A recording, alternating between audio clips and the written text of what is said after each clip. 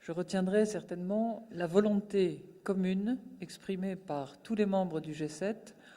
de conduire de front et en parallèle deux priorités, la relance des économies d'une part et la réforme du système financier par ailleurs international. Et j'ai pu rendre compte au groupe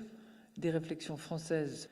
Nous avons pu constater que les plans de relance américains, allemands, qui étaient les plus récents, avaient maintenant été adoptés. J'ai pu indiquer donc que le plan de relance français, qui porte sur 60 milliards d'euros, a également évidemment été adopté et que nous sommes maintenant en phase d'exécution. Nous avons convenu tous ensemble que la priorité en matière de relance, c'était l'investissement et de préférence, et avant toute chose, l'investissement public, puisqu'en période de crise, on le sait, c'est l'investisseur public qui est le plus sûr et le plus rapide dans son action.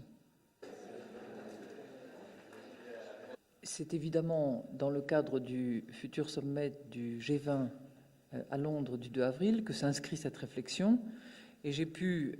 ainsi faire valoir la position française consistant à éviter ce qu'on appelle les trous noirs de la finance, deuxièmement à réguler tous les acteurs financiers, tous les produits financiers